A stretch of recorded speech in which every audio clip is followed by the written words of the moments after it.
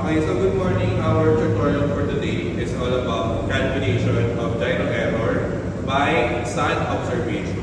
Okay, so the very first step in acquiring gyro error by the sun or the celestial navigation is to obtain sight, okay, using the azimuth circle.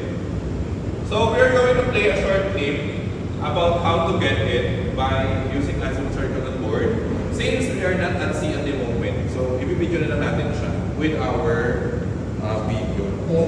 Ayan.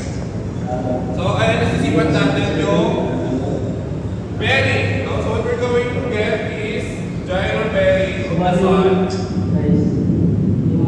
gyro course, may magnetic course. Okay? Ayan. So going to align and the gyro azimuth circle to the sun. Yeah, because we cannot directly get it by our eyes. So gagawin natin siya ganyan. Okay? Yan, like. Okay. Ayan.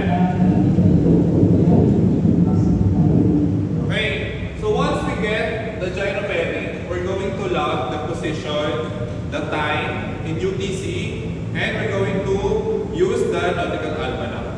So our given will be today, 21st of January 2026. UTC or current time at the moment is 09:30. So 9:30 ng umaga ngayon dito sa Pilipinas.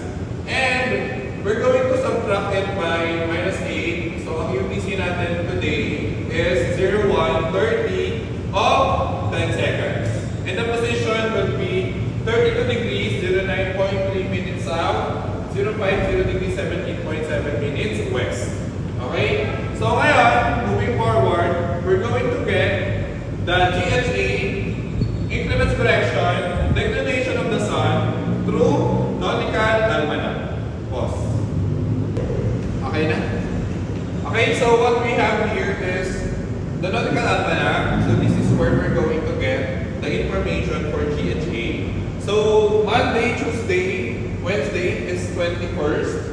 So we are going to drop down here because what we have here are planets and stars. But drop down is the sun and the moon.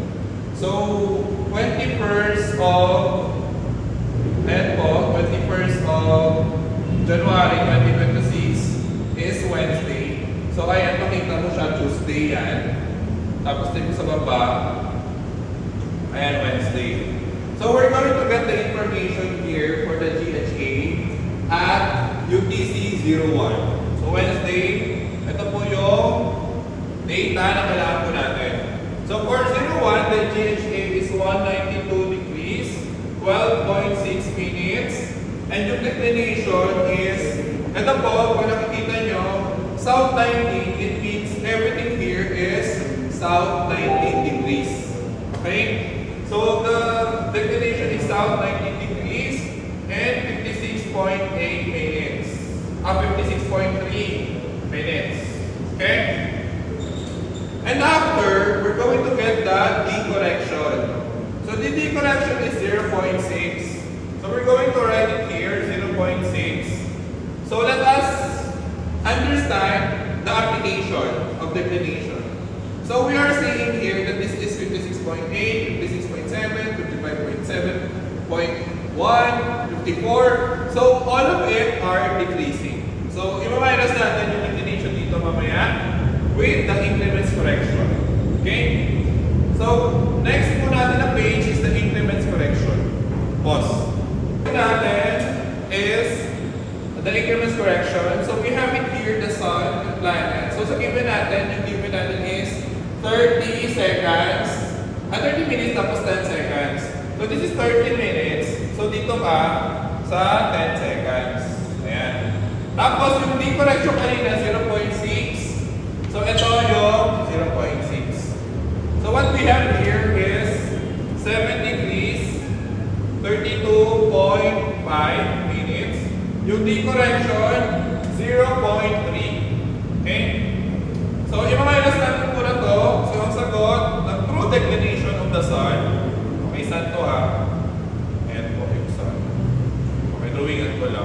is south 19 degrees 56.0 minutes.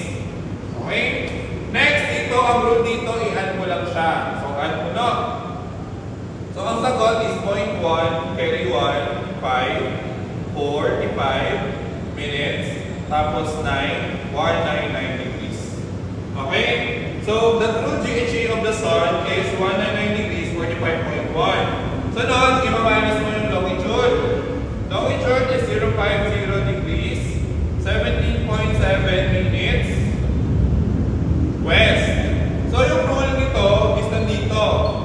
Easterly add, westerly minus. So, i-minus natin siya. Okay? So, 199 minus 050 is 149 degrees. 45.1 minus 17.7 is 27.4. Right? So, it's very important for us to name our LHA. So, yung rule po dito, pag yung LHA mo is 00 until 180, this will be named west. If the LHA is 181 to 360, it will be named east. No? So here, it's very important for ABC method. Okay? So we are going to use the Norris table in obtaining ABC method. So ngayon pa lang, it's very important to name the LHA. So the name for the LHA is west. Okay?